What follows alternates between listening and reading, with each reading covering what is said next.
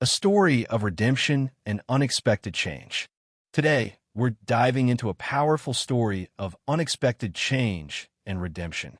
It all starts with Ethan, a decorated soldier returning home from his latest deployment, ready to enjoy a rare first-class flight. But what should have been a moment of pride and relaxation turns into a heated confrontation when he faces unjust treatment from a fellow passenger, Catherine. Her discriminatory behavior sparks a series of events that not only challenges Ethan's dignity, but also ignites a surprising chain reaction that changes both their lives forever. Why did Ethan's calm response lead to such dramatic outcomes? How did one incident expose deeper truths and inspire real change? Stay tuned to find out. A quiet hero returns home. Ethan exhaled slowly as he made his way through the airport, the weight of his duffel bag a constant reminder of the miles he had traveled.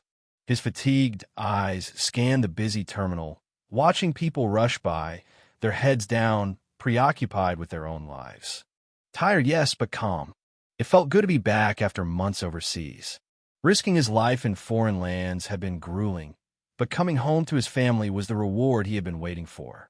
His steps were heavy, slowed by the ache in his muscles and the stiffness in his legs, physical reminders of a body that had been through more than most could imagine. Yet, he walked with pride, his uniform freshly pressed for the occasion, drawing glances from passers-by. Ethan was used to the attention. It came with the territory. Clutched in his hand was his first-class ticket, a small luxury he'd gifted himself. He debated the purchase, thinking about how the money could have been spent elsewhere, perhaps on something for his wife or daughter. But after endless missions and nights under the stars in a combat zone, he had convinced himself that he deserved it. This seat wasn't just about comfort. It was about a moment of peace, a brief respite from chaos. At the check-in counter, the attendant smiled warmly at him. "Thank you for your service, sir," she said, handing back his boarding pass. Ethan offered a polite nod. Thank you. He wasn't one for grand gestures or public acknowledgments. All he wanted was to get home, to hold his daughter in his arms and feel his wife's embrace. Just a few more hours, he reminded himself. An unexpected confrontation. The first-class boarding area came into view, a small relief washing over Ethan. Most seats were already occupied. Business people focused on laptops, older couples reading or chatting quietly. His eyes landed on an empty seat by the window, but the woman next to it caught his attention. Catherine, well-dressed, with a tailored jacket and expensive-looking shoes, Catherine exuded an air of entitlement. Her perfectly coiffed blonde hair and designer handbag perched on the seat beside her completed the picture. She looked every bit the elite traveler, chin lifted, scanning the room as if it belonged to her. Ethan approached the seat, offering a polite smile. "Excuse me, I believe that's my seat." Catherine barely glanced at him before running her eyes over his uniform, her lips tightening into a thin line. "Are you sure?" Her tone was laced with condescension. "This is first class." Ethan's jaw tightened, but he kept his voice steady. "Yes, I'm sure." Catherine scoffed, clearly unimpressed. "I find that hard to believe." Her dismissive words hung in the air. Ethan had faced worse, far worse, but the blatant disrespect stung. Before he could respond, a flight attendant approached, sensing the tension. "Is everything all right here?" she asked, her voice cautious. Catherine was quick to respond. "There must be a mistake. This gentleman thinks he belongs in first class, but I find that unlikely." The flight attendant turned to Ethan, who handed over his ticket.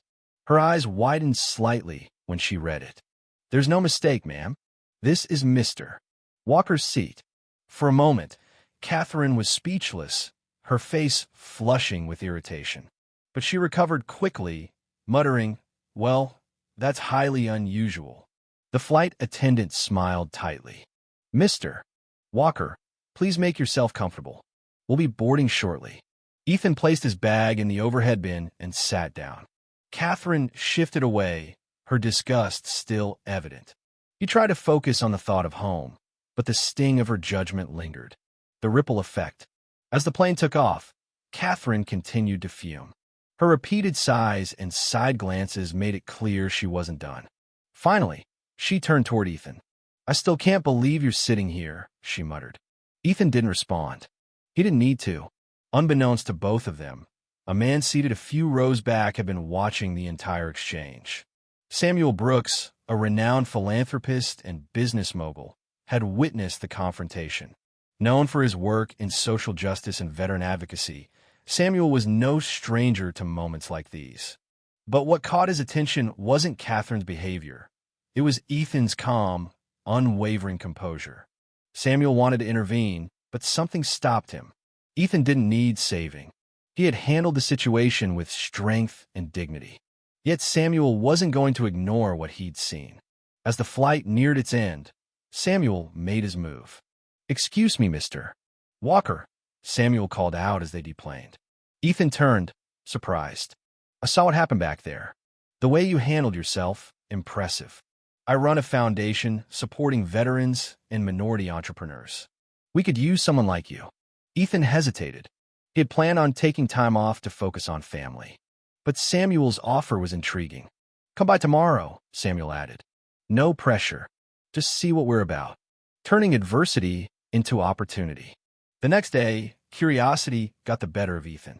At Samuel's office, he was introduced to a team working on initiatives close to his heart, helping veterans transition to civilian life, supporting small businesses, and creating community programs. Samuel offered him a role, a flexible position where Ethan could mentor and advocate for fellow veterans. Ethan accepted. Meanwhile, the flight incident took an unexpected turn. A college student named Alex, seated nearby during the flight, had recorded the entire altercation. The video, highlighting Catherine's blatant prejudice and Ethan's calm, went viral overnight. Social media exploded. The hashtag #FirstClassBias trended globally. Outrage over Catherine's behavior was swift and unforgiving. Her employer faced public backlash, eventually leading to her termination. But the story didn't stop there. The video sparked a national conversation about everyday prejudice. Ethan became an unintentional public figure, a symbol of dignity under pressure. Interviews followed, then speaking engagements. Samuel's foundation received an influx of donations, allowing them to expand their programs. Ethan used his newfound platform to advocate for veterans and raise awareness about microaggressions and systemic bias. What had started as a painful encounter became the catalyst for widespread change, redemption, and growth. Catherine's life unraveled after the video's release. Jobless, ridiculed, and isolated, she spiraled into shame and denial. But eventually, through public pressure and her own growing awareness, she agreed to participate in a restorative justice program. Months later, Catherine sat across from Ethan in a conference room. It was their first meeting since the flight. "I didn't see it then," she admitted, her voice trembling. "But I do now. What I did was wrong. I'm sorry." Ethan studied her. "It's not about me accepting your apology. It's about you changing." And change she did. Catherine became an advocate for diversity and inclusion, using her story as a cautionary tale. Together, Ethan and Catherine spoke at conferences and corporate events, sharing their journey, one that had begun in conflict but ended in growth and understanding. The power of one moment. Ethan's life had taken a turn he never could have predicted.